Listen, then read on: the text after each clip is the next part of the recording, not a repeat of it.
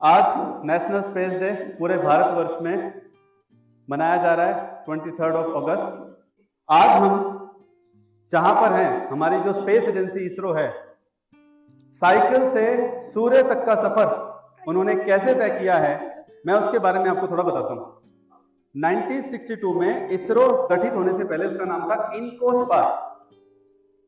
INCOSPAR, Indian National Committee for Space Research, 1962 में। और जो प्रमुख वैज्ञानिक हैं, विक्रम साराभाई एक, दूसरे होमी जहांगीर बाबा, जिनके नाम से आप एक सेंटर का नाम सुनूंगा, बाबा एटॉमिक रिसर्च सेंटर। तो इन दो साइंटिस्टों का इनकोस्पार के चयन में, गठन में महत्वपूर्ण योगदान रहा है।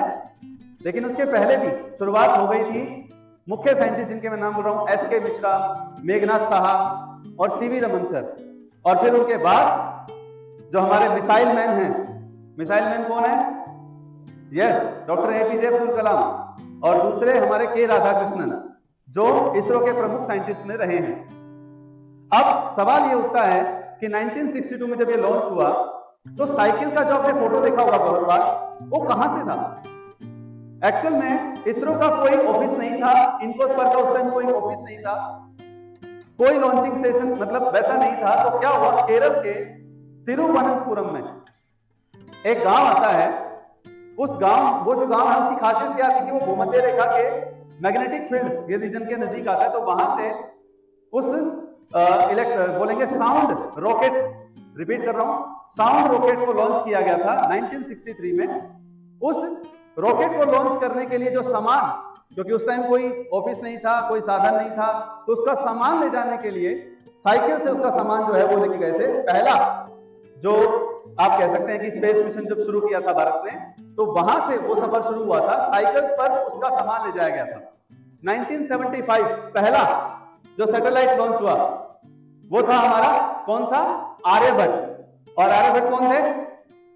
आर्यभट्ट कौन थे? मैथमेटिशियन थे 5वीं शताब्दी के, 5th सेंचुरी के, उनके नाम पर हुआ। फिर 1975 के बाद हम लोग आए 1990, 1983, 1990 PSLV, polar satellite launch vehicle.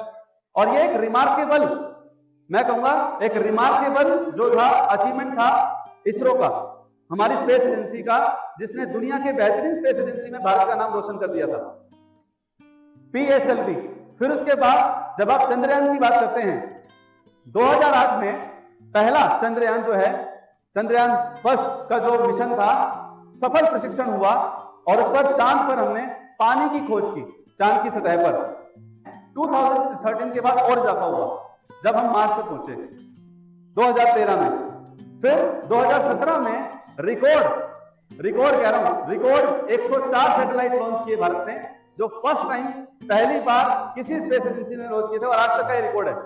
उस 104 सैटेलाइट में 101 विदेशी सैटेलाइट थे, 3 भारतीय थे, जिसमें स्विट्जरलैंड, यूएसए और भी कंट्रीज के नाम है। 2019 में चंद्रयान 2 की एंट्री हुई। चंद्रयान 2 में हम थोड़ा सा सफल हुए, लेकिन रुके नहीं, और चंद्रयान 3 जो 14 जुलाई 2023 को सतीश धवन सेंटर से चंद्रयान 3 की लॉन्चिंग स्टार्ट हुई।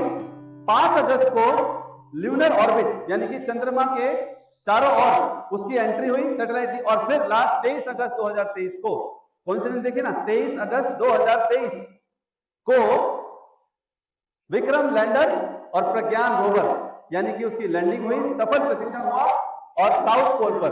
उसके बाद 2023 में ही आदित्य L1। तो आप देखिए कि नेशनल स्पेस डे क्यों मनाया जाता है, इसीलिए मनाया जाता है। 23 अगस्त 2023 से स्टार्ट हुआ था और आज 23 अगस्त ही है।